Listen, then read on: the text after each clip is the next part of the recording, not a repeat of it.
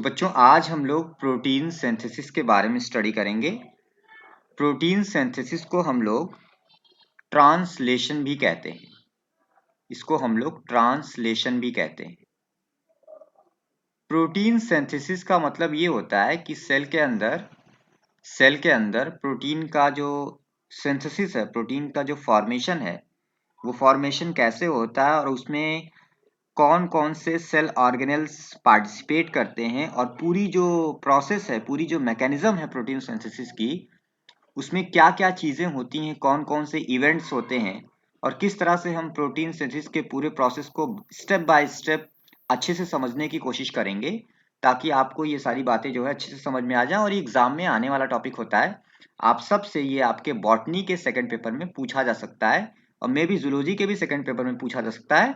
पर अभी पेपर हमारे लिए इशू नहीं कर रहा है, हमारे लिए इशू है ये टॉपिक। पहले हमें इस टॉपिक को क्लियर कर लेना है।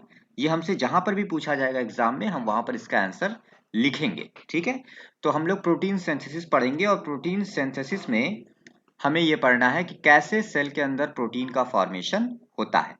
अब सेल के अंदर जो प्रोटीन बनती है, सेल के अंदर जो प्रोटीन बनती है, वो प्रोटीन जो बन रही है वो डीएनए पर जो जीन होता है, उस जीन के द्वारा बनाई जा रही है।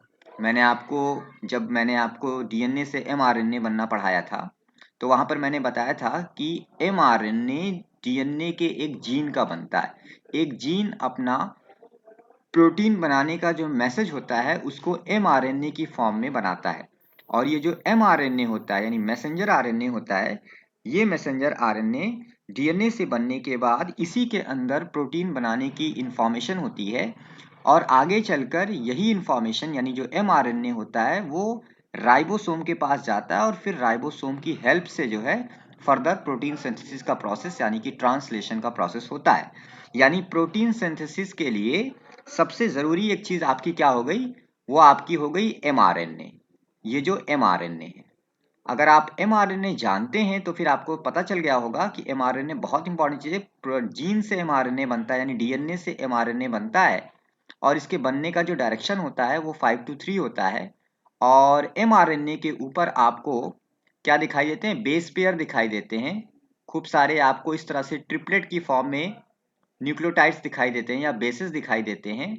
और मैंने लास्ट लेक्चर जब मैंने आपको जेनेटिक कोड पढ़ाया था तो वहां पे मैंने बताया था एमआरएनए के ऊपर इस तरह से बहुत सारे ट्रिपलेट्स होते हैं और उन ट्रिपलेट्स पे जो है क्या होता है, उन हर एक ट्रिपलेट के थ्रू एक स्पेसिफिक अमीनो एसिड को कोड किया जाता है। हर एक जो जेनेटिक कोड होता है यानी जो ट्रिपलेट होता है वो आगे चलकर एक अमीनो एसिड, एक खास अमीनो अम्ल को बनाने के लिए प्रोटीन के अंदर रिस्पॉन्सिबल होता है। इस पूरे प्रोसेस को हम लोग जेनेटिक कोड कहते थे। प्रोटीन सिंथेसिस के प्रोसेस में हमें सबसे पहले तो एमआरएनए चाहिए होगा, तो ये एमआरएनए चाहिए। दूसरी चीज जो हमें चाहिए प्रोटीन सिंथेसिस में वो चाहिए राइबोसोम।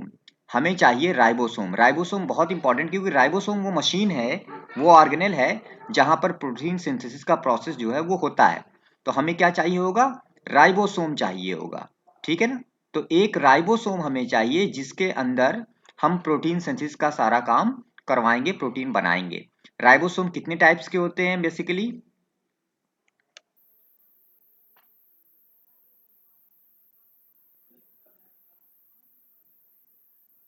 सर 2 टाइप के, 70S and 80S। Very good. एक 70S टाइप राइबोसोम होता है और एक 80S टाइप राइबोसोम होता है। यूजुअली 70S टाइप राइबोसोम्स कहाँ पाए जाते हैं?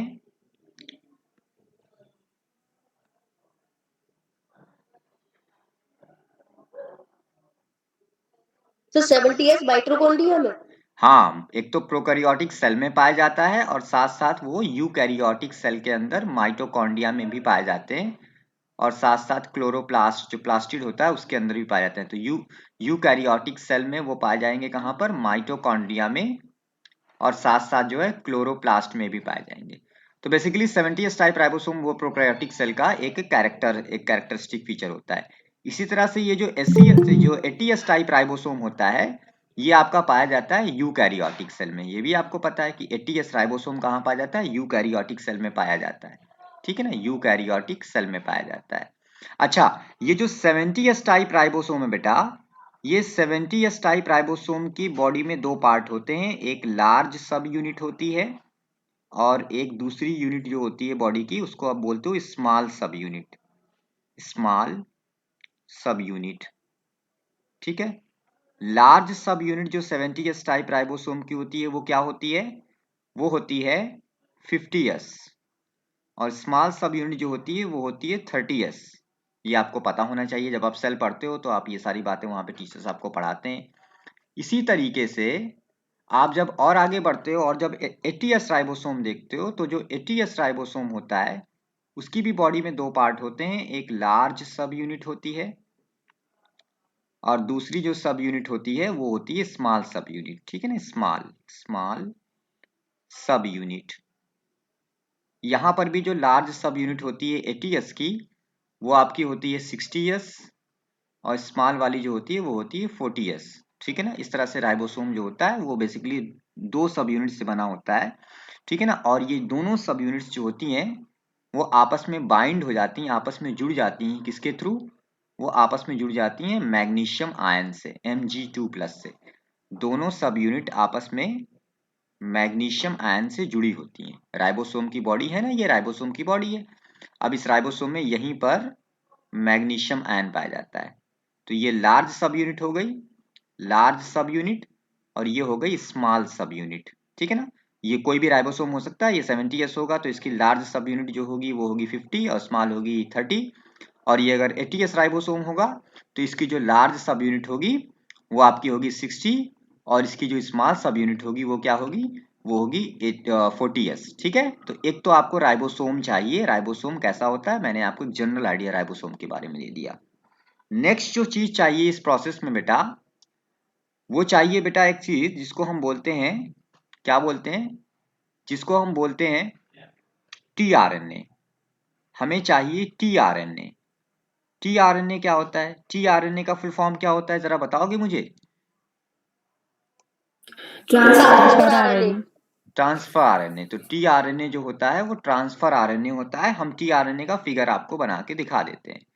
जब हम टीआरएनए बनाते हैं, टीआरएनए बनाने के लिए हमें इस तरह से आरएनए बनाना होता है। मैं बना रहा हूं, ये है टीआरएनए, ये इस तरह से, ऐसे,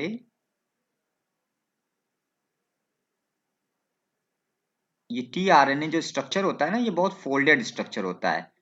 ये होता तो जितने भी आरएनए होते हैं सब होते हैं सिंगल स्ट्रैंडेड। आरएनए तो हमेशा सिंगल स्ट्रैंडेड स्ट्रक्चर होता है, टीआरएनए भी सिंगल स्ट्रैंडेड स्ट्रक्चर है, लेकिन ये इतना फोल्ड हो जाता है कि देखने में ये लगता है डबल स्ट्रैंडेड है।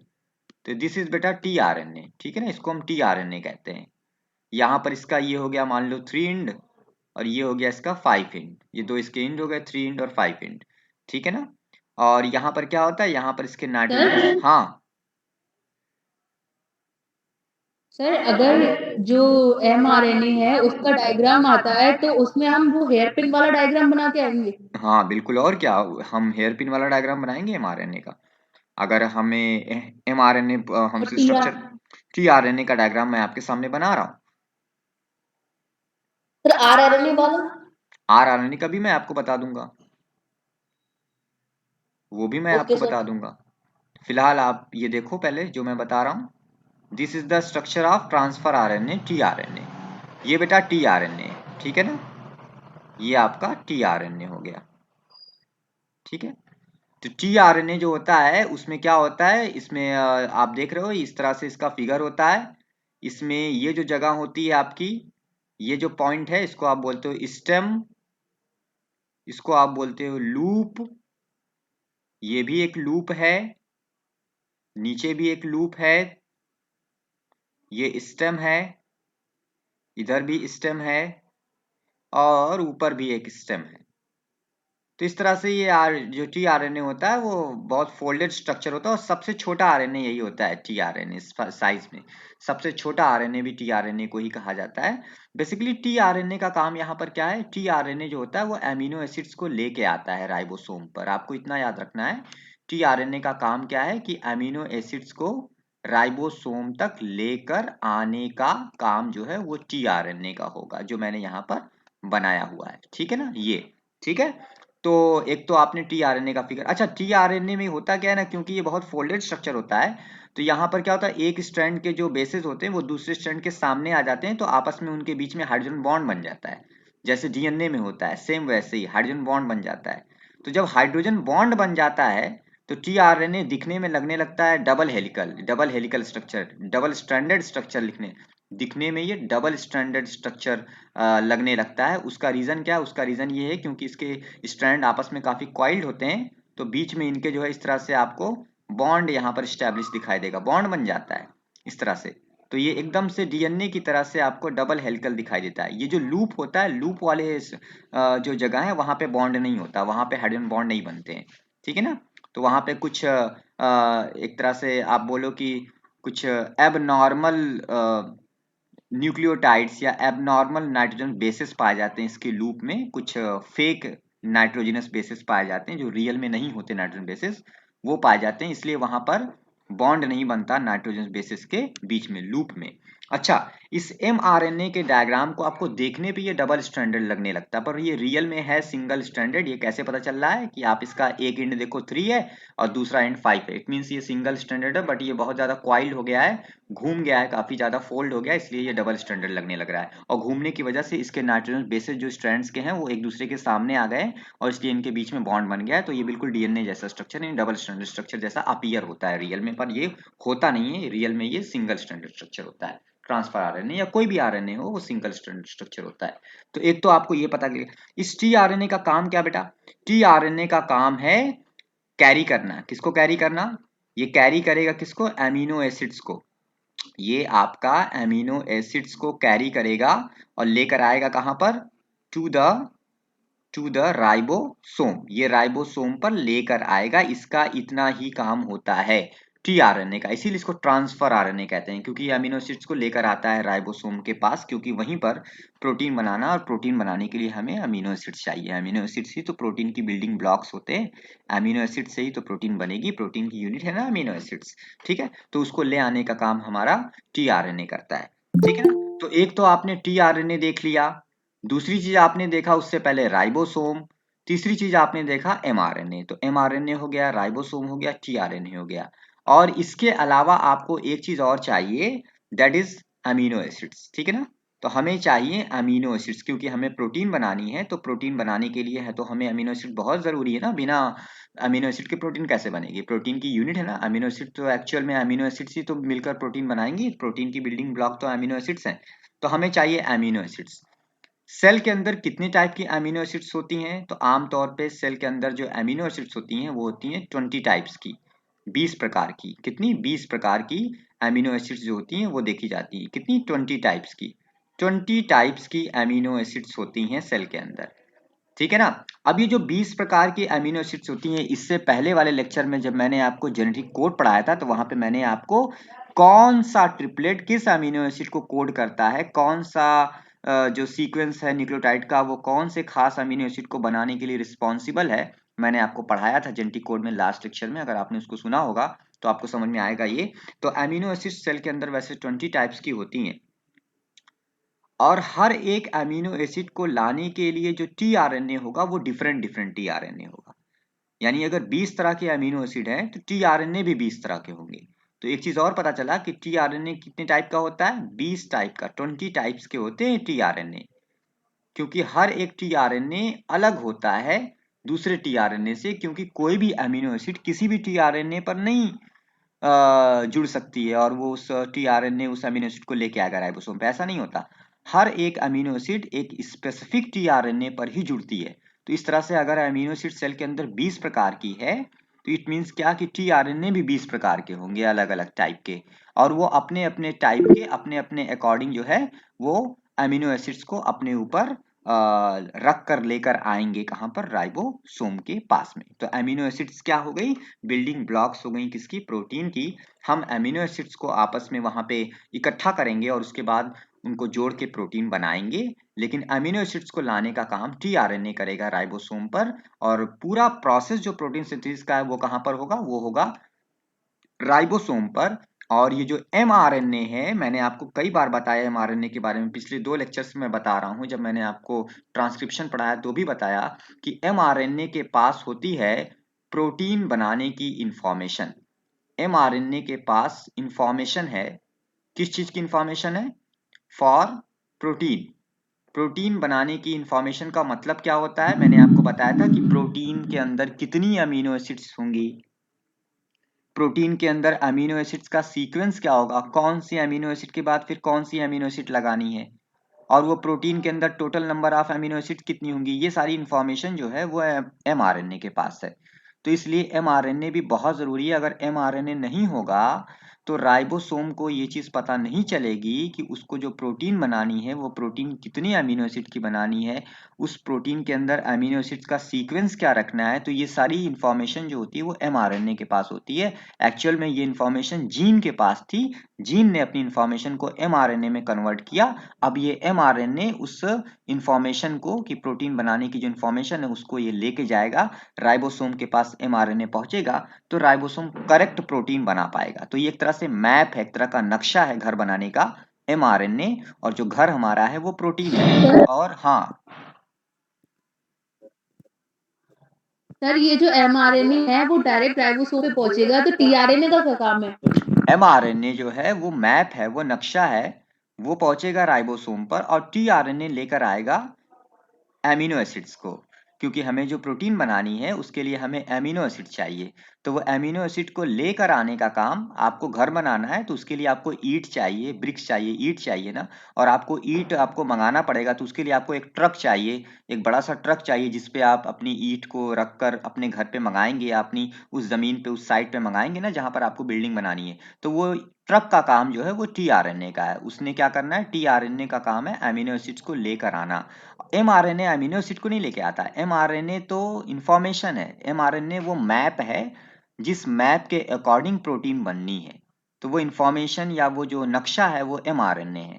और जो घर बनेगा यानी जो प्रोटीन बनेगी वो बनेगी ईंटों से, और वो ईंट जो है वो अमीनो एसिड है, और उस ईंट को ले आने का काम tRNA का है राइबोसोम पर। सारा काम राइबोसोम पर होना है, यानी राइबोसोम पर mRNA भी आएगा, राइबोसोम पे tRNA आएगा अमीनो एसिड्स को लेकर, क्योंकि उसका काम है अमीनो एसिड्स को लाना, और फिर ये अमीनो एसिड्स जो है वो वहां पर राइबोसोम पे फिर वो फर्दर आगे अमीनो एसिड से प्रोटीन बनेगी। कैसे बनेगी आगे मैं भी आपको बताऊंगा, ठीक है ना। तो इसलिए tRNA का अपना रोल है, tRNA नहीं होगा तो फिर अमीनो एसिड्स आएंगी नहीं राइबोसोम पर, mRNA नहीं होगा तो सही प्रोटीन बन नहीं पाएगी, प्रोटीन में कितने ईंटें लगानी, कितने अमीनो एसिड लगाने, ये सारी इंफॉर्मेशन mRNA के पास है।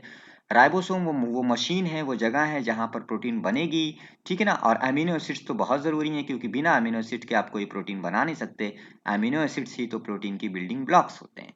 चलिए, इतनी सारी चीजें आपने देख ली प्रोटीन सिंथेसिस में। अब हम लोग आते हैं प्रोटीन सिंथेसिस के प्रोसेस पे। तो अगर बात की जाए प्रोसेस की, तो चलिए हम लोग प्रोसेस पढ़ते हैं प्रोटीन सिंथेसिस का।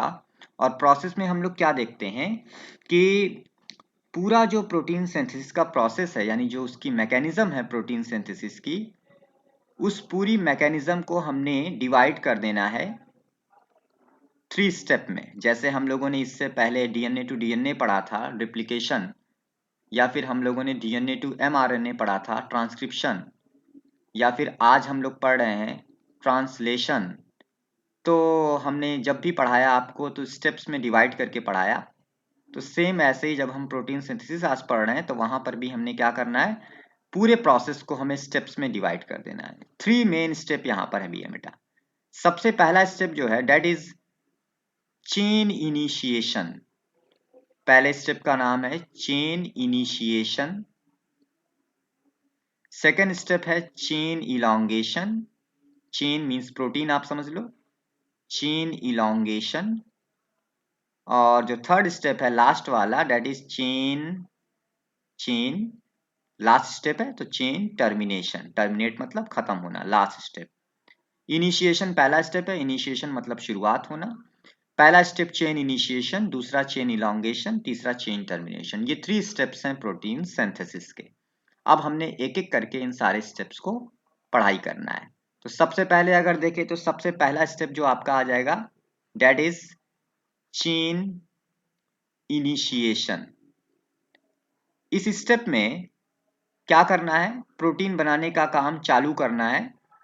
तो प्रोटीन बनाने का काम यानी कि ट्रांसलेशन का काम स्टार्ट करना है। तो उसके लिए हमें क्या करना होगा, सबसे पहले हमको उसके लिए क्या करना पड़ेगा, हमको उसके लिए जो है बनाना पड़ेगा क्या, इनिशिएशन कॉम्प्लेक्स। हमें क्या बनाना पड़ेगा, ध्यान से सुनिएगा, हमें बनाना पड़ेगा इनिशिएशन कॉम्प्लेक्स।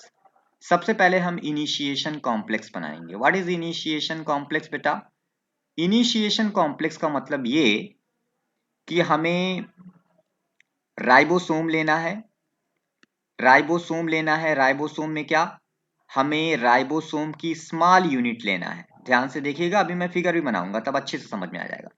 हमें लेना है स्मॉल यूनिट ऑफ राइबोसोम, ये लेना है। उसके बाद हमें इसके साथ में क्या चीज लेनी है, हमें लेना है mRNA, हमें mRNA लेना है। और mRNA लेने के बाद फिर हमें क्या लेना है, फिर हमें लेना है tRNA।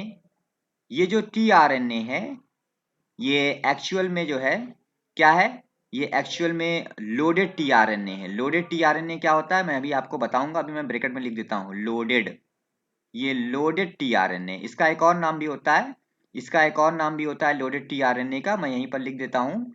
इसको हम लोग बोलते हैं एमिनो एसिल। अभी मैं आपको बताऊंगा ये क्या होता है, amino acyl tRNA, amino acyl tRNA, उसी को हमने tRNA या लोडेड tRNA भी बोलना है, ठीक है ना। और उसके बाद हमें लेना है, उसके बाद हमें लेना है large unit, large unit of, large unit of ribosome, ठीक है ना, लार्ज यूनिट ऑफ राइबोसोम। इतनी जो सारी चीजें हमने ली, क्या लिया, small unit of ribosome, mRNA, tRNA और लार्ज यूनिट ऑफ राइबोसोम। इन सारी चीजों को हम इकट्ठा करते हैं। और ये जो सब सारी चीजें जब इकट्ठा हो जाती हैं, तो जब ये सारी चीजें इकट्ठा हो जाएंगी तो इसी को हम इकट्ठे बोलते हैं, एक साथ मिलाकर कहते हैं initiation complex. This is called initiation, initiation complex. तो इनिशिएशन कॉम्प्लेक्स बनेगा कैसे, अब मैं डायग्राम आपको दिखाता हूं। चलिए इनिशिएशन कॉम्प्लेक्स का डायग्राम बनाते हैं। डायग्राम कैसे बनेगा, सबसे पहले हमें स्मॉल यूनिट ऑफ राइबोसोम लेना है। क्या लेना है, स्मॉल यूनिट ऑफ राइबोसोम। चलिए स्मॉल यूनिट ऑफ राइबोसोम लेते हैं। तो ये मैंने ले लिया राइबोसोम की small unit, this is the small unit. मैं फिर से बनाता हूं ठीक से, राइबोसोम की स्मॉल यूनिट लेना है। तो मान लीजिए ये जो है ये हो गया राइबोसोम की स्मॉल यूनिट, छोटा वाला पार्ट उसकी बॉडी का। राइबोसोम दो पार्ट से मिलकर बना होता है ना। अगर ये प्रोकैरियोटिक सेल थी तो ये 70s राइबोसोम होगा, तो इसकी स्मॉल यूनिट होगी 30s। और अगर ये यूकैरियोटिक सेल है तो यहाँ पे राइबोसोम होगा 80s, तो इसकी स्मॉल यूनिट होगी 40s। तो आपको ये चीज पहले से पता होनी चाहिए, जो भी होगा सेल जो है सेल के ऊपर डिपेंड करता है, प्रोकैरियोटिक सेल में पढ़ रहे हो प्रोटीन सिंथेसिस की यूकैरियोटिक सेल में पढ़ रहे हो, ठीक है ना। तो हमने ले लिया स्मॉल यूनिट ऑफ राइबोसोम। और इसके बाद हमें क्या लेना है, इसके बाद हमें चाहिए बेटा, हमें इसके बाद चाहिए mRNA। तो हम लेंगे mRNA, ये आया mRNA, दिस इज mRNA, ठीक है ना, ये mRNA है। mRNA के दो इंड होते हैं, एक आपका होता है 5 इंड और एक होता है 3 इंड। तो इधर 5 इंड रहेगा और इधर रहेगा 3 इंड। 3 इंड के पास क्या होता है, 3 इंड के पास लूप बनता है mRNA पे। तो आपको लूप बनाना तो बना लो यहाँ पे, वरना कोई बात नहीं है, लूप है आपको पता होता है, जब हम mRNA का स्ट्रक्चर पढ़ते हैं तो वहां पे बनाते थे, आपको पता है GC हेयर पिन होता है, ठीक है ना, यहाँ पर 3 इंड पे होता है। चलो दिस इज बेटा mRNA, ये आपने क्या ले लिया, mRNA ले लिया। अब mRNA के बाद आपको tRNA लेना है। tRNA का भी मैंने आपको डायग्राम दिखाया था, ये tRNA है ना, ये tRNA था, तो ये यही है ना tRNA। तो अब हम इस tRNA को भी लेंगे। चलिए tRNA को लेते हैं, यहाँ पर tRNA को रखते हैं। tRNA हम बना लेते हैं, यहाँ पे ये हमने बना लिया tRNA।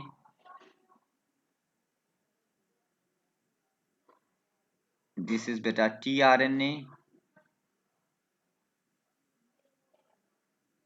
चलो ये tRNA हो गया, ठीक है ना, ये चीज हो गया। तो इनिशिएशन कॉम्प्लेक्स बनाना है, और इनिशिएशन कॉम्प्लेक्स बनाने के लिए हमको जो है क्या चाहिए, हमें चाहिए ये सारी चीजें। सबसे पहले हमने स्मॉल यूनिट ऑफ राइबोसोम लिया, फिर हमने एमआरएनए लिया, फिर हमने ले लिया टीआरएनए। टीआरएनए के बाद एक और चीज मैंने यहाँ पे लिखी थी, अगर आप देखोगे तो लार्ज यूनिट ऑफ राइबोसोम। तो टीआरएनए के बाद हमें लार्ज यूनिट ऑफ राइबोसोम। अच्छा, ये टीआरएनए लोडेड है। लोडेड मीन्स क्या कि इस टीआरएनए के ऊपर ना बेटा अमीनो एसिड भी है। ये टीआरएनए ट्रक जैसा है ना, तो इसके ऊपर अमीनो एसिड लोड है, ठीक है ना, यानी ये अमीनो एसिड टीआरएनए है। उसके बाद फिर आपको लार्ज यूनिट लेनी है राइबोसोम की। तो अब आप लोगे लार्ज यूनिट राइबोसोम की। तो दिस इज बेटा लार्ज यूनिट ऑफ राइबोसोम। ये जो फिगर बना हुआ है बेटा ना, इसी को बोलते हैं initiation complex. This is the diagram of initiation complex.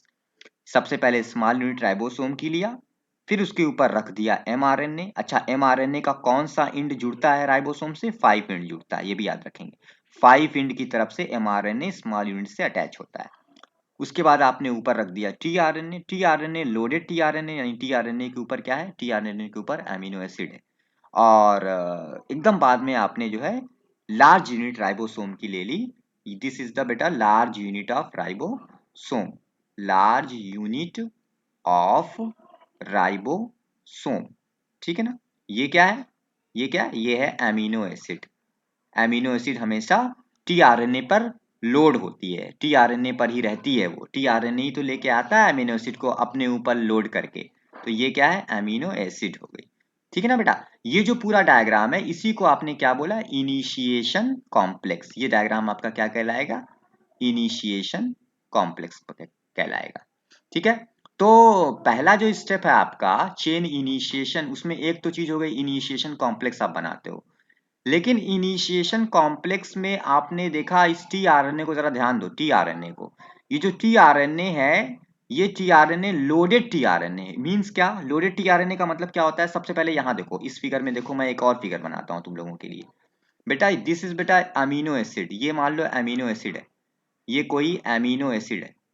Cell के अंदर बहुत सारी अमीनो एसिड्स होती हैं, 20 टाइप की होती हैं, 20 टाइप्स की होती हैं। और एक अमीनो एसिड बहुत सारी होती हैं, मतलब एक प्रकार की भी बहुत सारी होती है। नंबर्स उनके काफी ज्यादा होते हैं। टाइप्स होते हैं 20, लेकिन केवल नंबर्स तो बहुत सारे होते हैं। लाखों अमीनो एसिड सेल के अंदर होती हैं, लेकिन उनका नंबर अगर देखा जाए तो वो टोटल, उनके टाइप्स अगर देखा जाए तो वो 20 टाइप्स की होती हैं। जो अमीनो एसिड्स प्रोटीन बनाने में यूज होती है ना बेटा, वो अमीनो एसिड्स जो होती है ना, वो पहले कैसी होती हैं? डीएक्टिवेट होती हैं। बहुत ध्यान से सुनना। ये जो अमीनो एसिड सेल के अंदर पड़ी हुई हैं, जिनको आगे अभी यूज किया जाएगा प्रोटीन सिंथेसिस के प्रोसेस में, ये अमीनो एसिड एक्चुअल में कैसी हैं? They are inactivated. ये इनएक्टिवेटेड अमीनो एसिड्स हैं। सेल के अंदर साइटोप्लाज्म में जो अमीनो एसिड्स पड़ी होती हैं, जिनको टीआरएनए लेकर आता है राइबोसोम पर, वो अमीनो एसिड्स पहले इनएक्टिवेटेड होती हैं, यानी उनको हम यूज नहीं करते प्रोटीन सिंथेसिस के प्रोसेस में। वो यूज नहीं हो सकती, उनसे हम प्रोटीन नहीं बनाते हैं राइबोसोम पर। तो सबसे पहले हमें एक और काम करना होता है इनिशिएशन कॉम्प्लेक्स से ठीक पहले थोड़ा। वो ये कि जो सेल के अंदर जो अमीनो एसिड्स है ना, उन अमीनो एसिड्स को, क्योंकि वो इनएक्टिवेटेड फॉर्म में होती हैं, तो उनको सबसे पहले हमें क्या करना है? एक्टिवेट करना होता है। तो एक और काम हमें क्या करना है कि अमीनो एसिड्स को एक्टिवेट करना है। चेन इनिशिएशन स्टेज में ये भी काम करना बहुत जरूरी है। अमीनो एसिड्स जो इनएक्टिवेटेड फॉर्म में सेल के साइटोप्लाज्म में होती हैं, उन अमीनो एसिड से प्रोटीन नहीं बन सकता। तो इसलिए हमें सबसे पहले उन अमीनो एसिड्स को क्या करना है? एक्टिवेट करना है। एक्टिवेट कैसे करेंगे? एक्टिवेट करने के लिए हमें अमीनो एसिड के साथ रिएक्शन कराना है एटीपी का। एटीपी का जरा मुझे फुल फॉर्म बताओ तो एटीपी का।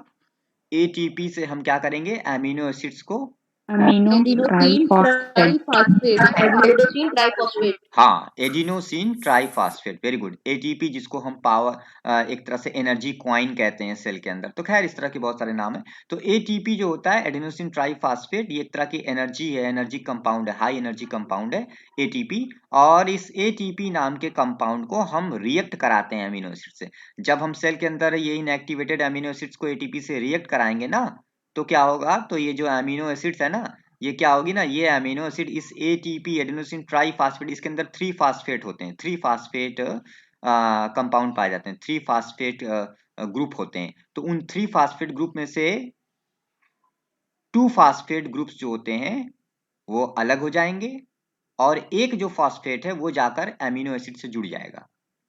तो ये जो एमिनो एसिड है, ये एमिनो एसिड जो है, ठीक है ना, इस एमिनो एसिड के साथ हम लिखेंगे प्लस AMP। AMP मतलब एडेनोसिन मोनोफास्फेट, मतलब एमिनो एसिड से एक फास्फेट जुड़ गया है, एक फास्फेट जुड़ गया, एक फास्फेट तो जुड़ गया और 2 फास्फेट जो हैं 2PPI, PPI मतलब I मतलब इनऑर्गेनिक, PP मतलब 2 फास्फेट हैं, तो 2 फास्फेट जो हैं, 2 लिखना जरूरी नहीं है, जब PP 2 बार लिख दिया तो 2 लिखने की क्या जरूरत है, तो 2 को हमने मिटा दिया, ठीक है ना।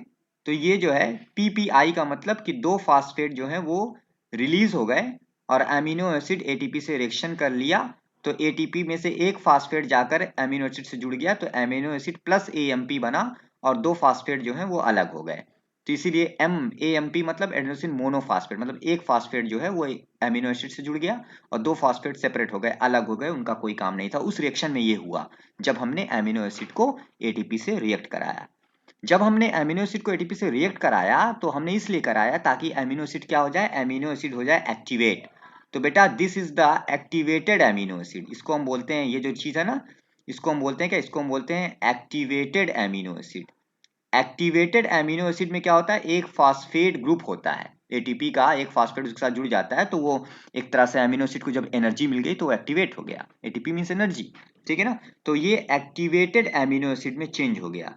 तो एक काम ये भी कर लेना है इनिशिएशन कॉम्प्लेक्स से पहले कि हमें एमिनो एसिड को क्या कर लेना है, एक्टिवेट कर लेना है। ये बहुत इंपॉर्टेंट स्टेप है, एमिनो एसिड को एक्टिवेट करना। उसके लिए कुछ नहीं करना, हमें एमिनो एसिड के साथ ATP को रिएक्ट करा देना है, ATP में से 2 फास्फेट निकल जाएंगे, एक फास्फेट जाकर एमिनो एसिड से जुड़ जाएगा, तो एमिनो एसिड प्लस AMP बन जाएगा। यही जो एमिनो एसिड प्लस AMP है इसी को हम एक्टिवेटेड एमिनो एसिड कहते हैं, ठीक है ना। एक हम ये काम कर लेंगे। अब एक काम और हमें करना है, बहुत इंपॉर्टेंट चीज। एक तो काम हमारा ये हो गया चेन इनिशिएशन के प्रोसेस में, एक काम और इसी टाइम कर लेना है, क्या कि जो tRNA होता है, tRNA, उस tRNA, देखो tRNA का फिगर कैसे था, tRNA का फिगर जो हम लोगों ने बनाया था वो ऐसे था, ऐसे एक लूप ये हो गया, फिर एक नीचे वाला लूप हो गया, एक लूप ऐसे इस साइड में हो गया और इस तरह से ऊपर।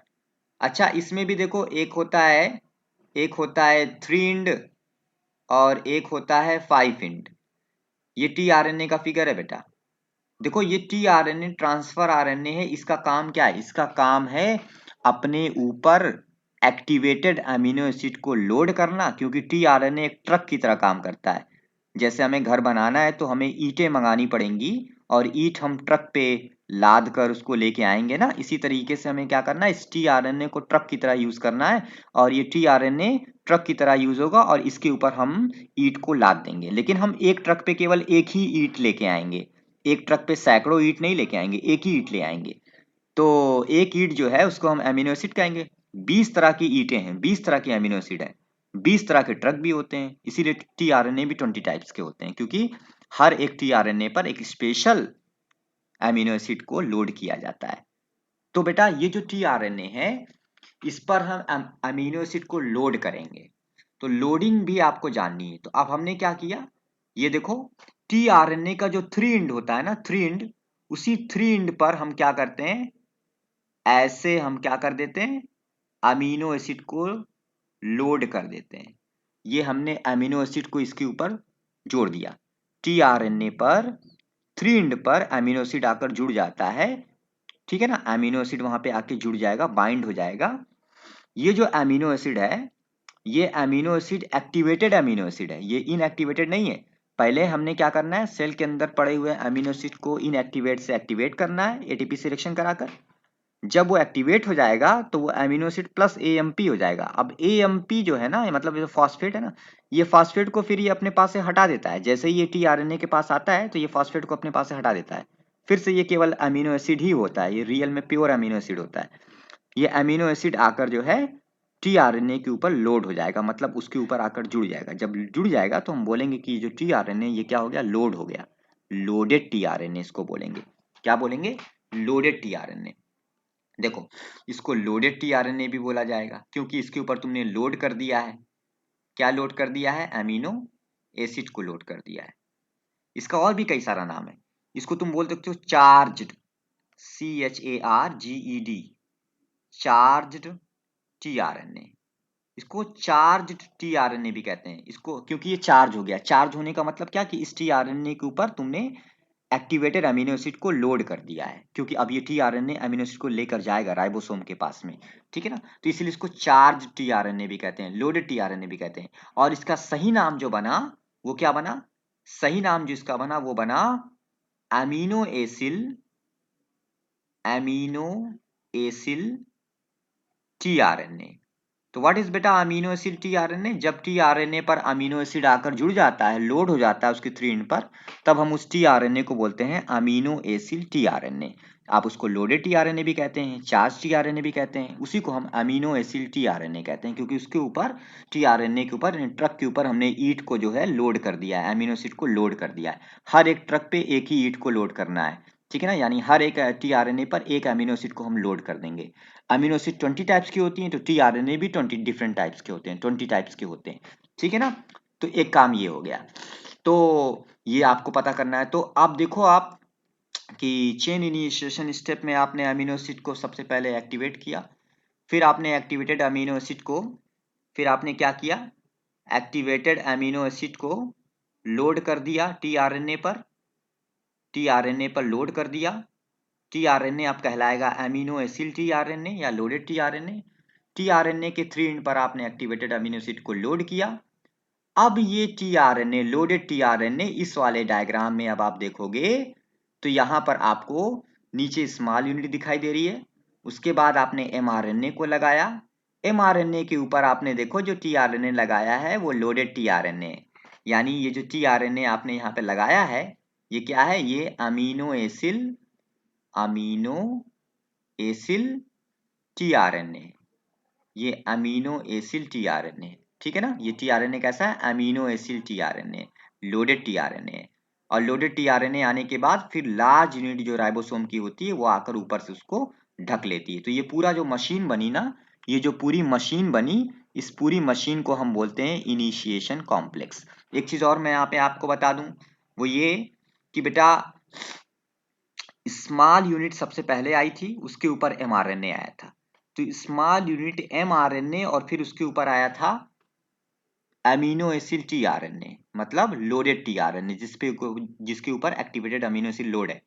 तो ये तीनों स्ट्रक्चर, बल्कि ये चारों स्ट्रक्चर, यानी स्मॉल यूनिट ऑफ राइबोसोम, फिर mRNA, फिर tRNA, उसके बाद लार्ज यूनिट, ये चारों स्ट्रक्चर आपस में जो है जुड़ जाते हैं, अटैच रहते हैं एक प्रोटीन से, और उस प्रोटीन को हम लोग बोलते हैं इनिशिएशन फैक्टर। उस प्रोटीन का नाम है इनिशिएशन फैक्टर। ये प्रोटीन बेटा पाई जाती है यहाँ पे हर तरफ, ये प्रोटीन है। और ये प्रोटीन सबसे पहले mRNA को स्मॉल यूनिट पे अटैच करवाती है, फिर mRNA के ऊपर tRNA आकर लगता है, उसके ऊपर अटैच होता है, खड़ा होता है, तो उसको भी वहां पे वो अटैच कराती है। फिर लार्ज यूनिट राइबोसोम की आती है, वो भी उसके ऊपर आ जाती है। तो ये सारे जो चारों के चारों स्ट्रक्चर हैं, स्मॉल यूनिट, mRNA और उसके बाद लोडेड tRNA और लार्ज यूनिट, ये चारों यूनिट्स को आपस में, इन चारों स्ट्रक्चर्स को आपस में जोड़ने का काम जो प्रोटीन करती है उसको आप इनिशिएशन फैक्टर कहते हैं। तो ये जो स्ट्रक्चर है आपका, दिस इज बेटा इनिशिएशन कॉम्प्लेक्स। इसको आप क्या बोलते हो? इनिशिएशन कॉम्प्लेक्स कहते हो। तो इनिशिएशन कॉम्प्लेक्स को बनाने से पहले आपको अमीनो एसिड चाहिए, वो भी इनएक्टिवेट है, तो उसको आप एटीपी सिलेक्शन करा के एक्टिवेट कर लोगे। उसके बाद उस एक्टिवेटेड अमीनो एसिड को आप tRNA पे लोड करोगे। tRNA कहलाएगा अमीनो एसिड tRNA या लोडेड tRNA या चार्ज tRNA। अब आप इधर क्या करोगे? इनिशिएशन कॉम्प्लेक्स बनाने के लिए आपको राइबोसोम की स्मॉल यूनिट चाहिए, उसके ऊपर आप लाके लगा दोगे mRNA को। mRNA 5 एंड से जुड़ेगा, वहां पर बीच में प्रोटीन काम करेगी, इनिशिएशन फैक्टर, जो दोनों को जोड़ देगी, स्मॉल यूनिट राइबोसोम और mRNA को। उसके बाद आप एक्टिवेटेड tRNA आएगा, यानी कि अमीनो एसिड tRNA आएगा, और वो आकर ऊपर जुड़ जाएगा, mRNA के ऊपर वो जुड़ जाएगा, और वहां पर भी यही प्रोटीन, इनिशिएशन फैक्टर प्रोटीन, उसको भी जोड़ेगी साथ में। फिर लास्ट में आपका राइबोसोम का बड़ा वाला जो यूनिट है वो आकर उसके ऊपर जुड़ेगा, चारों तरफ से उसको ढक लेगा, और ये जो पूरा फिगर बनेगा इसको आप बोलते हो इनिशिएशन कॉम्प्लेक्स। चलिए, ये हो गया पहला स्टेप, किसका? ट्रांसलेशन का, प्रोटीन सिंथेसिस का। पहले स्टेप में आपने बना लिया इनिशिएशन कॉम्प्लेक्स। यहां तक समझ में आया? चलिए आगे बढ़ते हैं, दूसरे स्टेप में आते हैं। दूसरा स्टेप जो है उसको हम बोलते हैं चेन इलांगेशन। अब हम सेकंड स्टेप पढ़ेंगे, चेन इलांगेशन। चलिए चेन इलांगेशन पढ़ते हैं। Second step of protein synthesis is chain elongation. ये बहुत इंपॉर्टेंट स्टेप है, इसी में अब आपको समझना है। और थोड़ा ध्यान से देखो बेटा, ये थोड़ा टिपिकल टॉपिक है, आपको ध्यान से सोचना पड़ेगा जो मैं बोल रहा हूं, वरना आप इसको मिस कर दोगे। चेन इलांगेशन मीन प्रोटीन अब हम बनाएंगे, अब हम प्रोटीन की चेन बनाएंगे, चेन को लंबा करेंगे। प्रोटीन किसके बनेगा? अमीनो एसिड से बनेगा ना। प्रोटीन में क्या होता है? अमीनो एसिड्स होती हैं, एक अमीनो एसिड, फिर एक और अमीनो एसिड, फिर एक और अमीनो एसिड, ऐसे ऐसे करके बहुत सारी अमीनो एसिड सारी आ जाएंगी, ऐसे ऐसे सारी अमीनो एसिड्स आएंगी। इन सारी अमीनो एसिड्स के बीच में क्या होगा? पेप्टाइड बॉन्ड बनाना पड़ेगा, जिससे ये सारी अमीनो एसिड्स आपस में जुड़ जाएंगी इस तरह से। और ये जो डायग्राम बनेगा बेटा, इसी को आप बोलोगे प्रोटीन। यही प्रोटीन है। तो protein is made by many amino acids, they are held together with the help of peptide bond, these are peptide bond. इनको पेप्टाइड बॉन्ड कहेंगे, दो अमीनो एसिड्स को आपस में पेप्टाइड बॉन्ड से जोड़ा जाता है। तो ये जो फिगर बना हुआ है ना, दिस इज प्रोटीन, यही तो प्रोटीन है। तो हमें यही प्रोटीन अब बनानी है। अब प्रोटीन बनाने के लिए हमें सेकंड स्टेप में आना है, चेन इलांगेशन। चलिए प्रोटीन बनाते हैं। प्रोटीन बनाने के लिए हमें क्या करना पड़ेगा? हमें जो है स्टेप नंबर 1 में हमने क्या किया था? इनिशिएशन कॉम्प्लेक्स बनाया था। इनिशिएशन कॉम्प्लेक्स में नीचे हमारा राइबोसोम था, स्मॉल यूनिट, उसके बाद mRNA था, उसके बाद एमिनो एसिड tRNA था, और उसके बाद लार्ज वाली यूनिट थी। इतनी चीज थी उसमें। चेन इलांगेशन स्टेप में क्या होगा? देखो बेटा, अगर तुम इस स्ट्रक्चर को देखोगे जो मैं बना रहा हूं, दिस इज बेटा mRNA, ये mRNA। mRNA पे क्या होता है? ट्रिपलेट्स होते हैं, ऐसे ऐसे ट्रिपलेट्स होते हैं mRNA पर। बेसिस के ट्रिपलेट्स होते हैं, न्यूक्लियोटाइड्स के ट्रिपलेट्स होते हैं। कोडॉन में मैंने आपको पढ़ाया था लास्ट लेक्चर में।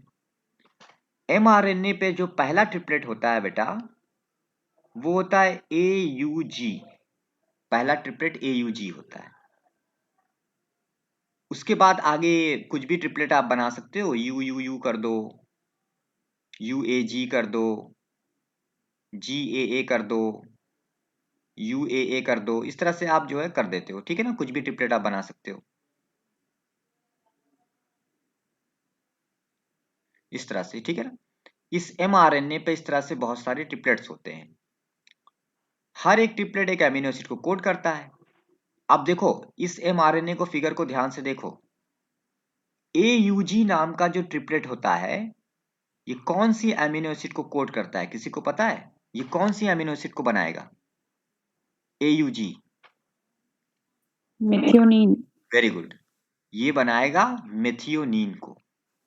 मेथियोनिन को लास्ट लेक्चर में मैंने आपको पढ़ाया था कि AUG मेथियोनिन नाम के अमीनो एसिड्स को बनाने के लिए रिस्पॉन्सिबल। ऐसे ही जितने भी हैं ना ये सारे, हर कोई किसी ना किसी अमीनो एसिड को बना रहा होगा। लास्ट लेक्चर में मैंने आपको 64 ट्रिपलेट्स को बनाना सिखाया था। आपने उस लेक्चर को सुना था? सर आवाज कट कट के आ रही है। इधर से प्रॉब्लम नहीं है। अगर आपने उस लेक्चर को सुना था तो उस लेक्चर में आपको पता चलेगा कि सर लेकिन आ रही है 64 अमीनो एसिड्स थे, और उन 64 अमीनो एसिड्स के थ्रू में से, उन 64 में से 3 अमीनो एसिड्स ऐसे थे जो किसी भी प्रोटीन को कोड नहीं करते। वो 3 अमीनो एसिड्स कौन कौन से थे? किसी को पता है?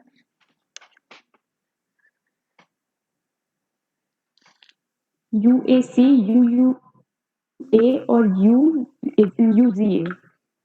एक था UAA, और एक क्या था? UGA UGA, और और एक था AA UAG। और U यही तीनों है, देख लो। UTA। These are the 3 triplets. ये जो है UAA, UGA और UAG, ये तीनों बेटा किसी भी अमीनो एसिड को नहीं बनाते। दे आर नॉनसेंस, इसीलिए इनको नॉनसेंस कहा जाता है, नॉनसेंस कोडॉन कहते हैं। इन्हीं को स्टॉप कोडॉन भी कहा जाता है, क्योंकि ये जब आ जाते हैं एमआरएनए पर, जैसे इस फिगर में देखो आ गया यूएए आ गया, तो जैसे यूएए आ जाएगा बस वहीं पर उसी के सामने अब प्रोटीन बनना बंद हो जाएगा। ये इन्हीं तीनों को, क्योंकि ये प्रोटीन नहीं भी बनाते, नॉनसेंस कहलाते हैं, किसी प्रोटीन को कोड नहीं करते, प्लस इनको स्टॉप कोडॉन भी कहा जाता है। ये तीनों स्टॉप कोडॉन है, इनमें से कोई भी एक आ जाएगा तो प्रोटीन बनने का प्रोसेस रुक जाता है। ये मैंने लास्ट लेक्चर में बहुत अच्छे से समझाया था, अगर लास्ट लेक्चर नहीं सुना है तो जाकर पहले उसको सुनना, फिर इस लेक्चर को दोबारा से सुन लेना, आपको समझ में आ जाएगा। चलो मैं चेन इलांगेशन के प्रोसेस में आता हूँ फिर से। तो ये एमआरएनए हो गया। एमआरएनए के ऊपर जरा ध्यान से देखना बच्चों, मैं क्या कर रहा हूं, एमआरएनए के ऊपर अमीनो एसिड टीआरएनए आता है, ऐसे ऐसे आता है। दिस इज बेटा अमीनो एसिड टीआरएनए, और अमीनो एसिड टीआरएनए पर क्या चीज लोड रहती है, अमीनो एसिड लोड रहता है, ऐसे ये लोड है। अमीनो एसिड टीआरएनए का जो ये नीचे वाला लूप है, नीचे वाला लूप देखो, नीचे वाला ये जो लूप है, इस नीचे वाले लूप में क्या है, नीचे वाले लूप में यहां पर बेटा 3 ट्रिपलेट होते हैं, यहां पर भी एक ट्रिपलेट होता है इस जगह पर। ये जो ट्रिपलेट होता है, ये ट्रिपलेट एमआरएनए के ट्रिपलेट का एंटी होता है। मतलब ये जो ट्रिपलेट है, फॉर एग्जांपल जैसे GAA है, यहां पर GAA लिखा है एमआरएनए पर, तो वहां पर क्या होगा, वहां पर होगा G यानी ग्वानिन का कॉम्प्लीमेंट्री होता है साइटोसिन, तो यहां पर C होगा। हाँ, ग्वानिन का कॉम्प्लीमेंट्री क्या होगा, साइटोसिन होगा, यहाँ पे C होगा। और एडेनिन का थाइमिन होता है, लेकिन आरएनए है तो यहाँ पे यूरेसिल हो जाएगा, और यहाँ पर भी यूरेसिल हो जाएगा। देखो बेटा, ये जो चीज मैं बना रहा हूं, ये CUU, ये टीआरएनए है। इसी टीआरएनए के ऊपर अमीनो एसिड लोड है, अमीनो एसिड लोड है, देखो ध्यान से, ये अमीनो एसिड टीआरएनए है। तो बेटा ये जो CUU है, ये CUU जो है, इसको आप बोलोगे, इसको आप क्या बोलोगे, इसको आप बोलोगे बेटा एंटीकोडॉन, एंटीकोडॉन। ये GAA जो है, GAA जो है, ये कहलाएगा कोडॉन। एमआरएनए पर कोडॉन होते हैं, उनका एंटीकोडॉन टीआरएनए पे होता है, टीआरएनए पे एंटीकोडॉन होता है। ठीक है, जब कोडॉन का एंटीकोडॉन होगा, कोडॉन का टीआरएनए पर एंटीकोडॉन होगा, तो ही फिर जो ये जो आपका प्रोटीन बनने का प्रोसेस है ये आगे बढ़ेगा। अभी मैं आपको इसको और अच्छे से बताऊंगा, फिलहाल मैं आपको ये बताना चाह रहा था कि एंटीकोडॉन क्या होता है। तो एंटीकोडॉन टीआरएनए पर होता है, ठीक है ना। एमआरएनए के कोडॉन के अगेंस्ट जो उसका मैचिंग एंटीकोडॉन होता है, जो मैचिंग होता है वो एंटीकोडॉन होता है, और वो किसके ऊपर होता है, टीआरएनए के ऊपर होता है, अमीनो एसिड टीआरएनए के ऊपर होता है। ठीक है, तो अब फॉर एग्जांपल जैसे मैंने यहां पर एक डायग्राम बनाया आप लोगों के लिए, चलिए बनाता हूं फिर से। इस डायग्राम को आप देखो, ये मैंने बना दिया टीआरएनए, ये मैंने टीआरएनए बनाया, ठीक है। इस टीआरएनए पे यहां पर एंटीकोडॉन जो है वो, यहां पे मैंने बनाया एमआरएनए, उसके नीचे मैं बना रहा हूं एमआरएनए, ये एमआरएनए हो गया। यहां पर है AUG, तो जो AUG है तो उसका एंटीकोडॉन जो टीआरएनए पर होगा, A फॉर एडेनिन तो थाइमिन होगा, थाइमिन के स्थान पे यूरेसिल, यही तो। और U है तो U का जो होता है वो A होगा, और G का होगा C, ये एंटीकोडॉन है। तो यहां पर जो एमिनो एसिड लोड होगी, वो यहाँ पे जो एमिनो एसिड होगी ना, यूएसी वाले एंटीकोडॉन, यूएसी नाम का जो एंटीकोडॉन जिस टीआरएनए पर होगा, उसके ऊपर जो अमीनो एसिड होगी वो मेथियोनीन होगी। ये फिक्स होता है, मेथियोनीन होगी, ठीक है ना। कुछ स्पेसिफिक एंजाइम्स होते हैं खास तरह के, जो क्या करते हैं, वो एंजाइम्स टीआरएनए के एंटीकोडॉन और उसके कोडॉन के अकॉर्डिंग इस टीआरएनए के ऊपर मेथियोनीन को लोड किए हैं। मतलब कि टीआरएनए पर जो एंटीकोडॉन है उसका जो कोडॉन है वो एमआरएनए पर होगा। तो ये जो एंजाइम सेल के अंदर होते हैं, ये एंजाइम जो होते हैं वो ये चीज जानते हैं कि एमआरएनए का जो कोडॉन है, जैसे फॉर एग्जांपल एयूजी, तो उसका एंटीकोडॉन यूएसी है। तो उनको ये पता होता है कि एयूजी कोडॉन का जो वो अमीनो एसिड है वो मेथियोनीन होता है। एयूजी मेथियोनीन नाम के अमीनो एसिड को कोड करता है। तो अगर वो किसी टीआरएनए पर यूएसी देखते हैं एंटीकोडॉन, तो वो उस टीआरएनए पर जो अमीनो एसिड लोड करेंगे वो क्या होगी, मेथियोनीन होगी। हर एक कोडॉन का जो एंटीकोडॉन टीआरएनए पर होगा उसी के अकॉर्डिंग उस टीआरएनए के ऊपर अमीनो एसिड लोड होगी। ये चाहे आपको ध्यान रखना है। यानी जैसे यहाँ पे इस डायग्राम में मैंने क्या किया, इस डायग्राम में मैंने यूएसी दिखाया एंटीकोडॉन। तो अगर मैंने यूएसी को दिखाया एंटीकोडॉन, तो इस टीआरएनए पर लोड है मेथियोनीन, सही है, क्योंकि यूएसी एंटीकोडॉन है और इसका कोडॉन एयूजी ही होगा। ये इसका कोडॉन हो गया जो एमआरएनए पर है। तो इस कोडॉन का एंटीकोडॉन एयूसी है, तो ये जो टीआरएनए है इसके ऊपर जो अमीनो एसिड लोड होगी वो मेथियोनीन होगी, ठीक है ना। और ये कौन डिसाइड किया है, ये कौन इस काम को किसने किया है, एंजाइम्स ने किया है। ये एंजाइम सेल में पाए जाते हैं। ये जो लूप होता है टीआरएनए का, इसी लूप के अंदर वो एंजाइम्स होते हैं। तो वो एंजाइम्स क्या करते हैं, देखते हैं एंटीकोडॉन को, और एंटीकोडॉन जैसा होता है फिर उनको पता होता है इस एंटीकोडॉन का कोडॉन क्या है एमआरएनए पर। तो उनको पता होता है कि एयूजी कोड करता है मेथियोनीन को। तो वो अगर एंटीकोडॉन से कोडॉन का आइडिया ले लेते हैं, उसका उल्टा वो देख लेते हैं, यू का ए होता है, ए का यू होता है, सी का जी होता है, तो उनको पता चल जाता है एंजाइम्स को कि यूएसी एंटीकोडॉन है टीआरएनए पर हमारे, तो हमारे टीआरएनए का कोडॉन होगा एयूजी एमआरएनए पर। तो उनको पता होता है कि एयूजी कोडॉन का जो अमीनो एसिड है वो मेथियोनीन है, तो वो इस टीआरएनए पर मेथियोनीन को ही क्या करते हैं, लोड करते हैं। ऐसे ऐसे 20 प्रकार के टीआरएनए होते हैं और 20 प्रकार के टीआरएनए पर अलग अलग अमीनो एसिड जो होते हैं वो लोड होते हैं।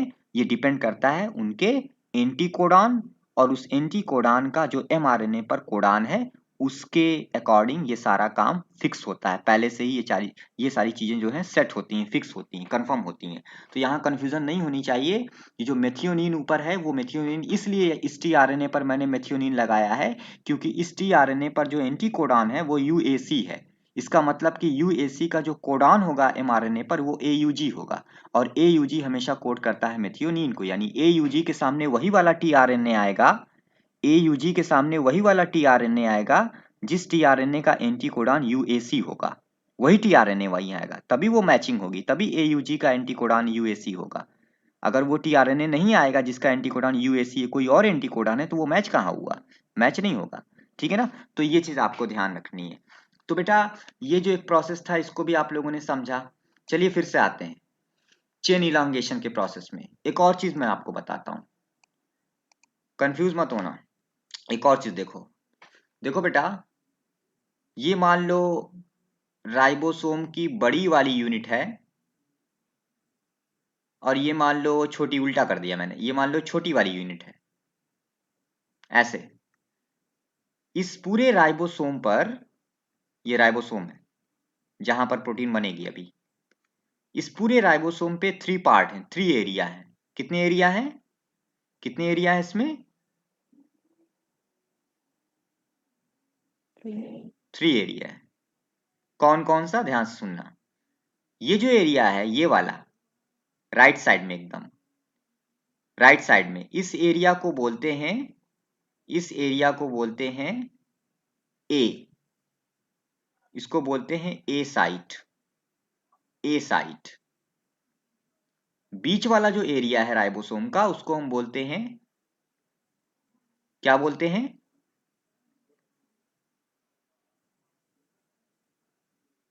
P site. और जो लेफ्ट वाला एरिया है उसको हम बोलते हैं ई साइट।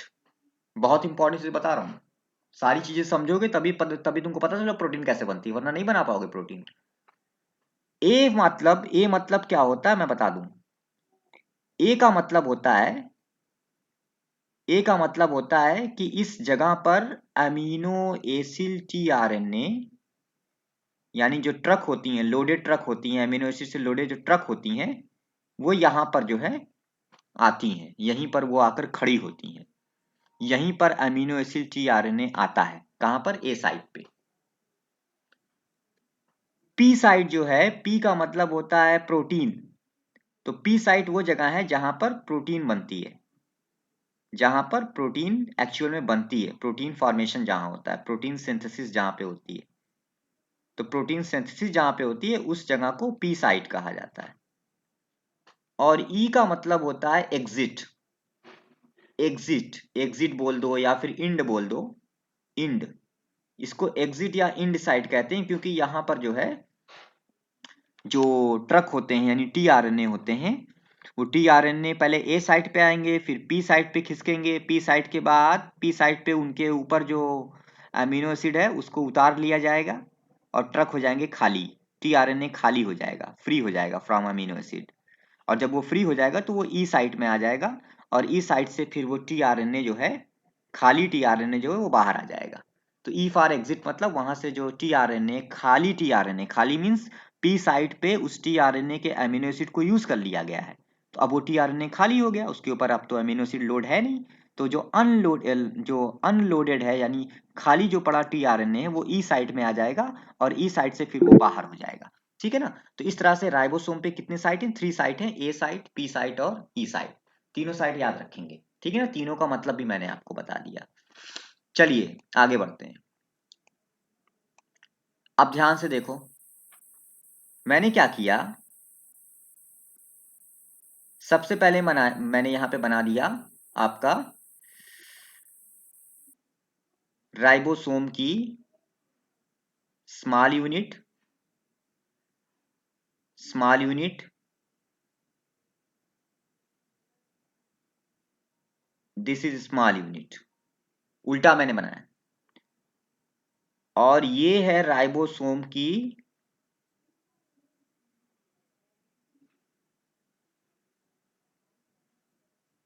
Large unit.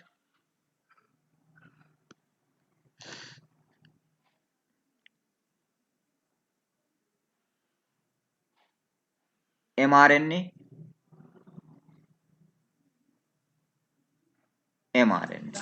सर आवाज नहीं आ रही है आपकी। ठीक है, डोंट वरी, लेक्चर रिकॉर्डेड है। सर यहाँ पर भी एमआरएनए, बिल्कुल क्लियर नहीं आ रही है आवाज। This is mRNA. ठीक है, ये एमआरएनए हो गया। उसके बाद आपने क्या करना है कि इस एमआरएनए पे आपको क्या दिखाई दे रहे हैं, यहां पर इसके कोडॉन है, ट्रिपलेट्स हैं, यहाँ पे ट्रिपलेट्स हैं इसके। मैं ट्रिपलेट्स बनाता हूं, चलिए जूम करता हूं फिगर को, ट्रिपलेट बनाता हूं।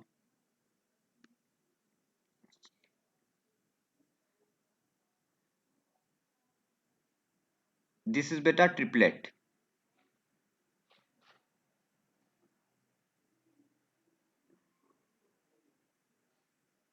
ये ट्रिपलेट्स हैं।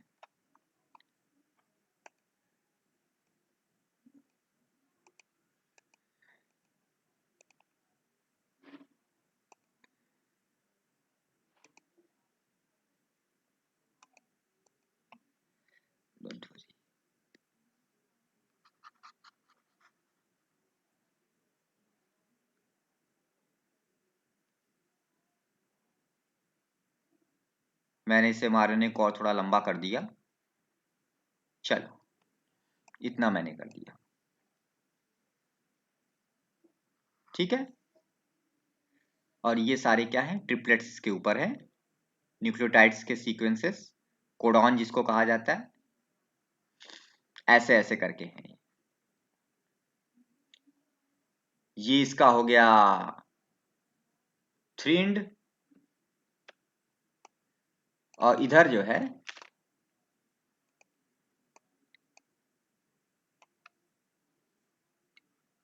ये इसका हो गया 5 इंटू।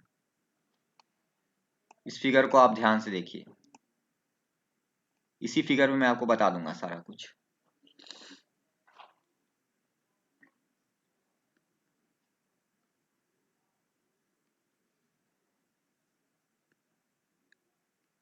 यहां पर खूब सारे पड़े हुए हैं, क्या पड़े हुए हैं, टीआरएनए पड़े हुए हैं, लोडेड टीआरएनए, लोडेड टीआरएनए पड़े हुए हैं इस तरह से, दे आर लोडेड टीआरएनए।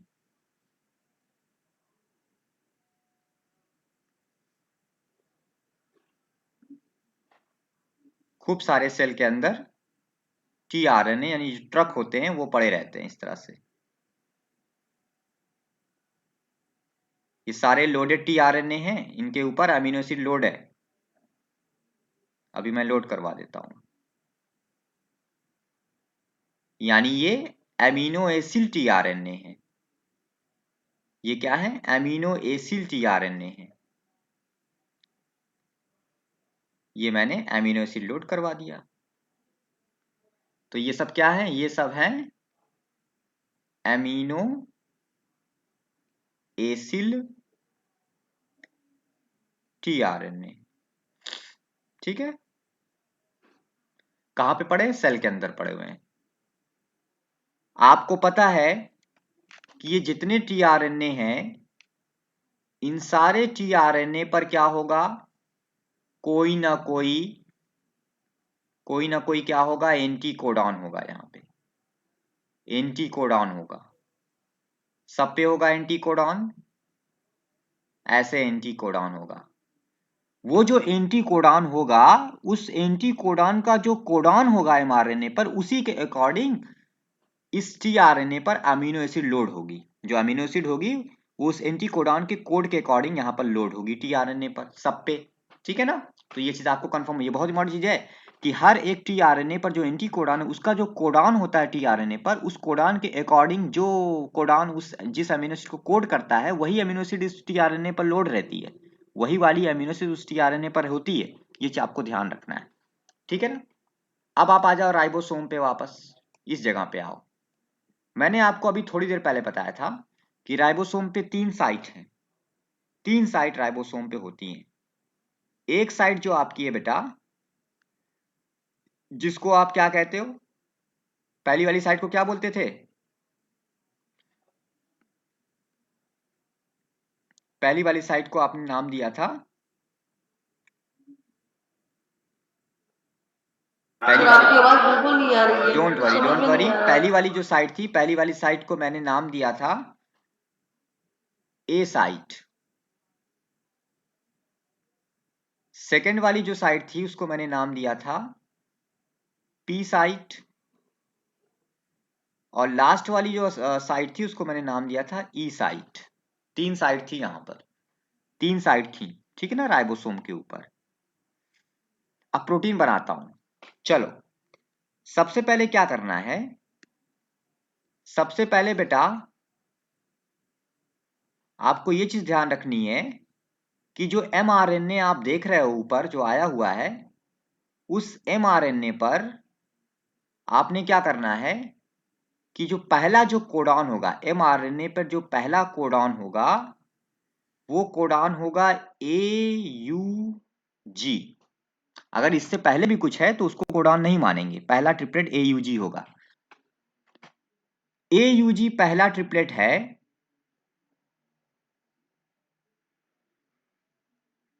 तो AUG कोडॉन का एंटी कोडॉन जिस टीआरएनए पर होगा, AUG का एंटी कोडॉन जिस टीआरएनए पर होगा, वही वाला टीआरएनए आएगा, वही वाला टीआरएनए यहां पर आ जाएगा।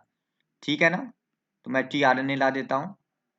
ये मैंने टीआरएनए लाया, कौन सी साइट पे आया, ये आया आपकी पी साइट पे, पहला जो अमीनो एसिड टीआरएनए है,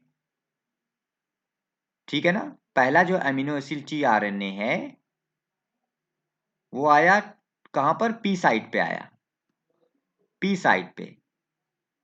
वो वही टीआरएनए है जिसका जो एंटी कोडॉन है वो एमआरएनए के कोडॉन से मैच कर रहा है। एयूजी है अगर कोडॉन, तो उसका जो एंटी कोडॉन होगा वो क्या होगा, वो आप लोग को पता है कि एयूजी का एंटी कोडॉन जो होता है वो आपका होता है यू, उसके बाद ए सी।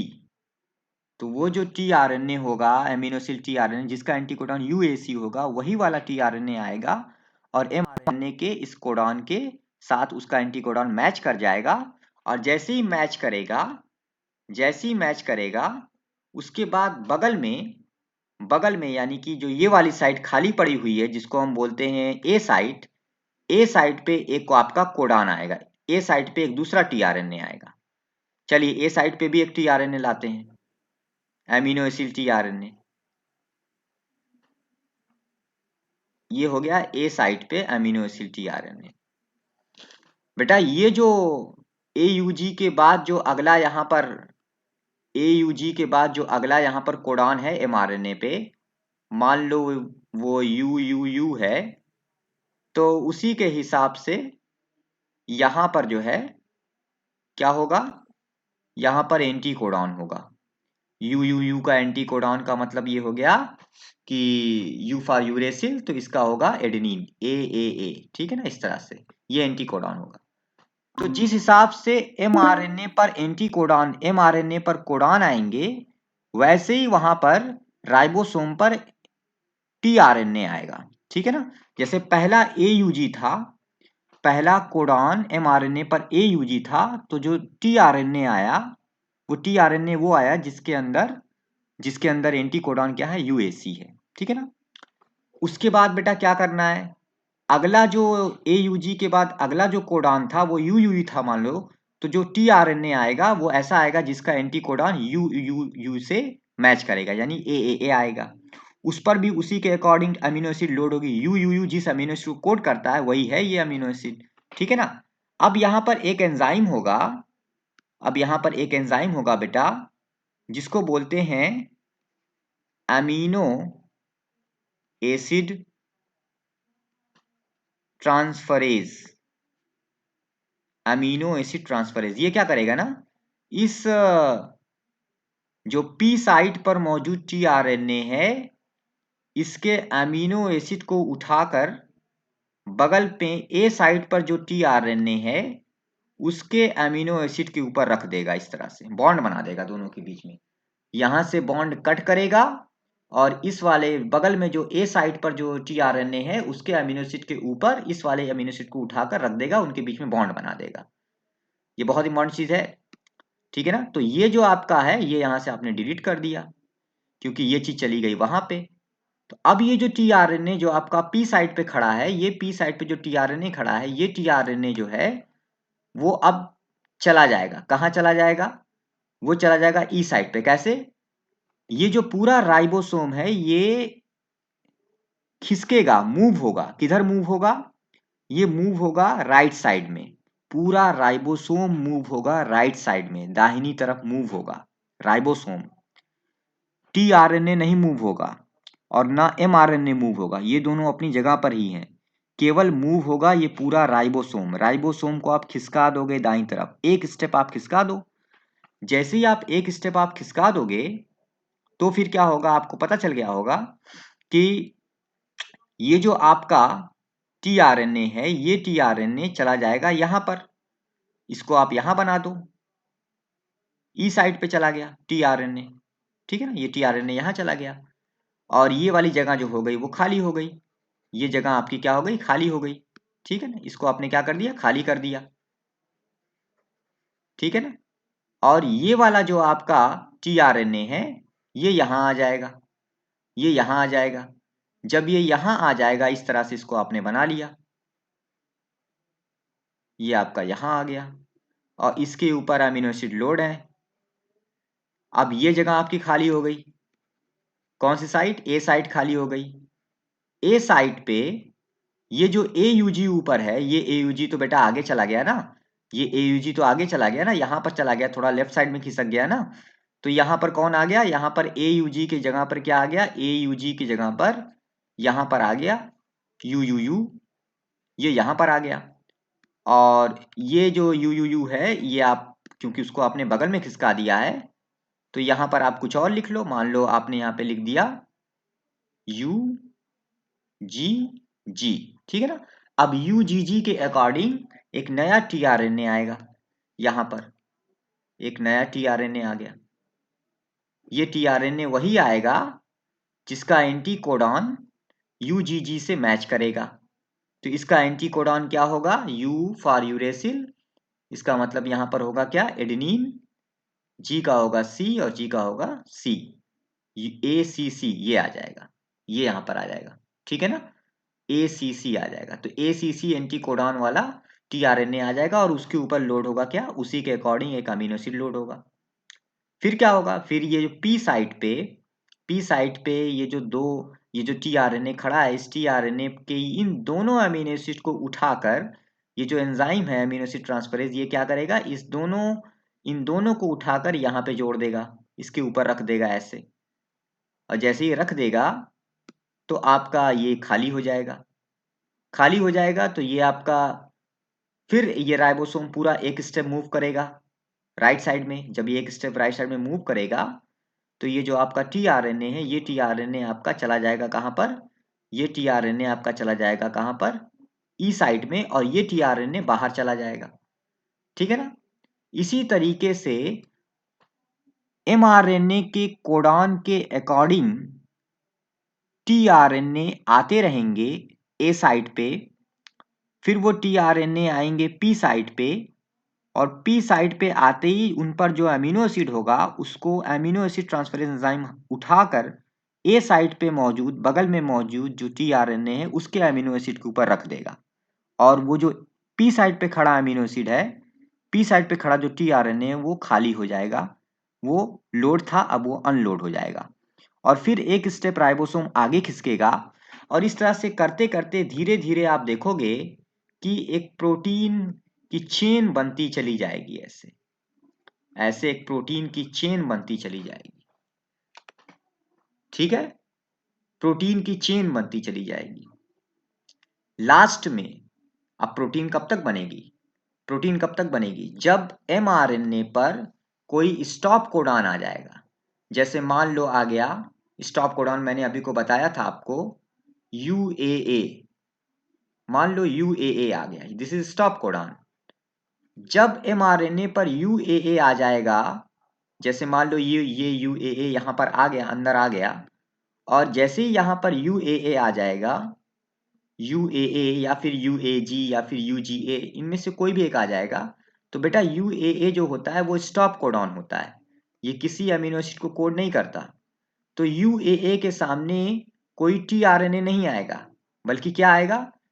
UAA के सामने एक दूसरी चीज आएगी।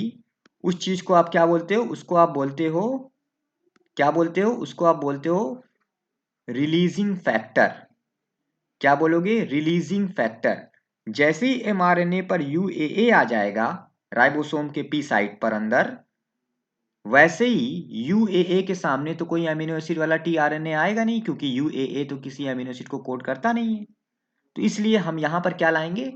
हम यहाँ पर एक बेटा प्रोटीन लाएंगे, और उस प्रोटीन को बोला जाता है रिलीजिंग फैक्टर। ये हो गई एक प्रोटीन, और इस प्रोटीन का नाम है रिलीजिंग फैक्टर। जैसे ही mRNA पर UAA आ जाएगा स्टॉप कोडॉन, तो वैसे ही राइबोसोम के P साइट पर क्या आ जाएगा? उसके सामने आ जाएगा एक प्रोटीन जिसको रिलीजिंग फैक्टर कहते हैं। अब रिलीजिंग फैक्टर के आने के बाद अब उसके आगे फिर जो है प्रोटीन सिंथेसिस का प्रोसेस बंद हो जाएगा। यानी अब UAA के बाद आगे जो भी कोडॉन आएंगे अब उनको कोडॉन नहीं माना जाएगा, क्योंकि मैंने आपको कोडॉन जब जेनेटिक कोड पढ़ाया था तो वहां बताया था ना कि UAA जो होता है वो स्टॉप कोडॉन होता है। UAA तक हम ट्रिपलेट मानते हैं, अब उसके आगे हम ट्रिपलेट नहीं मानते हैं। तो यहाँ पर जैसे ही UAA आ जाएगा, तो UAA जैसे ही mRNA पर आ जाएगा तो उसके ठीक सामने क्या आ जाएगा, राइबोसोम के पी साइट पर रिलीजिंग फैक्टर आ जाएगा, प्रोटीन आ जाएगी रिलीजिंग फैक्टर नाम की, और उसके बाद प्रोटीन बनने का प्रोसेस बंद हो जाएगा। और इस तरह से आपको ये प्रोटीन आपको इतनी बड़ी मिल जाएगी, ये प्रोटीन मिल जाएगी। अब रिलीजिंग फैक्टर के आने के बाद तुरंत ये जो पूरा इनिशिएशन कॉम्प्लेक्स था, रिलीजिंग फैक्टर जैसे ही आता है उसके बाद स्मॉल यूनिट अलग हो जाती है, mRNA अलग हो जाता है, tRNA सारे अलग हो जाते हैं, और लार्ज यूनिट फिर से अलग हो जाती है। पहले स्टेप में मैंने क्या किया था, इन सबको जोड़ा था। और रिलीजिंग फैक्टर वाला जो है ये एक्चुअल में कौन सा स्टेप है, तीसरा स्टेप है। यानी ये तीसरा स्टेप मैंने अब आपको यहाँ पे बता रहे थे हम, that is termination, chain termination. Chain termination में क्या होता है, स्टॉप कोडॉन आ जाता है mRNA पर, और जैसे ही mRNA पर स्टॉप कोडॉन आ जाता है तो राइबोसोम की पी साइट पे रिलीजिंग फैक्टर नाम की प्रोटीन आ जाती है, और रिलीजिंग फैक्टर नाम की प्रोटीन आने के बाद प्रोटीन सिंथेसिस का काम बंद हो जाता है, और इस पूरे कॉम्प्लेक्स के सारे स्ट्रक्चर फिर से एक दूसरे से अलग हो जाते हैं। जैसे पहले स्टेप में सबको जोड़ा गया था ना, इनिशिएशन कॉम्प्लेक्स बना था, तो वो सारे स्ट्रक्चर फिर से क्या हो जाते हैं, वो सारे स्ट्रक्चर फिर से क्या हो जाते हैं, एक दूसरे से अलग हो जाते हैं। ठीक है ना बच्चों, ये भी आपको याद होना चाहिए अच्छे से। तो चलो, इतना सारा जो प्रोसेस बताए हैं, ये सारा प्रोसेस तुम लोग को समझ में आया होगा। इस रिगार्डिंग कोई भी क्वेश्चन तुम सबके होंगे तो आगे चलकर तुम सब मुझसे पूछना। फिलहाल इसकी नोट्स मैं तुम सबको PDF की फॉर्म में प्रोवाइड कर दूंगा, और तुम लोगों को ये सारी चीज़ें समझ में आ जाएंगी। लेक्चर ऑलरेडी रिकॉर्डेड है तो यूट्यूब पे पड़ा हुआ है, आप लोग इस लेक्चर को जो है कभी भी जब भी चाहें तो आप लोग इसको देख सकते हैं यूट्यूब पे, और इसको बार बार जब आप लोग देखेंगे तो आप लोग को सारी बातें समझ में भी आएंगी कि मैं एक्चुअल में पढ़ा क्या रहा था और प्रोटीन सिंथेसिस होती कैसे। तो ये मेनली क्या था, ये आपका सेकंड स्टेप था। और थर्ड स्टेप भी मैंने इसी में बताया, टर्मिनेशन फेज। टर्मिनेशन फेज में बस जैसे ही स्टॉप कोडॉन आ जाएगा, स्टॉप कोडॉन आते ही जो है आपका जो रिलीजिंग फैक्टर है वो आकर पी साइड पे खड़ा हो जाएगा प्रोटीन, और उसके बाद प्रोटीन बनने का प्रोसेस वहीं पर स्टॉप हो जाएगा। और जैसे ही प्रोटीन बनने का प्रोसेस स्टॉप हो जाएगा, सारी यूनिट्स जो रिलीजिंग फैक्टर के आने के बाद जो ये पूरा कॉम्प्लेक्स बना हुआ था, ये पूरा कॉम्प्लेक्स क्या हो जाएगा, फिर से टूट जाएगा। सारे कॉम्प्लेक्स के सारे स्ट्रक्चर जो यहाँ पे लिखे हुए हैं, ये सारे स्ट्रक्चर फिर से एक दूसरे से क्या हो जाएंगे, अलग हो जाएंगे। यानी small unit of ribosome, mRNA, और अमीनो एसिड tRNA, और लार्ज यूनिट राइबोसोम, ये सारे स्ट्रक्चर एक दूसरे से अलग हो जाएंगे। ठीक है ना। तो इस लेक्चर को आप लोग बार बार 2 से 3 बार आप लोग इसको रिवाइज करिए, आपको सारी बातें समझ में आएंगी कैसे प्रोटीन बनती है। प्रोटीन मैंने फाइनली यहाँ पे बना दी है, आप लोग को प्रोटीन दिख रही होगी। दिस इज द प्रोटीन बेटा। और प्रोटीन बनाना बहुत ही आसान है। प्रोटीन बनी राइबोसोम की पी साइट और ए साइट पर, मेनली पी साइट पे प्रोटीन बनी। ठीक है ना, ये सारा काम आपको समझ में आना चाहिए। तो फिलहाल आज के लेक्चर में इतना ही, फिर से हम लोग किसी और टॉपिक में कल मिलेंगे। इस लेक्चर के रिकॉर्डिंग कोई भी कंफ्यूजन आपके या डाउट होंगे तो आप मुझसे आगे डाउट क्लियर कर लीजिएगा, मैं आप सबके सारे डाउट को भी क्लियर कर दूंगा। ठीक है, थैंक यू।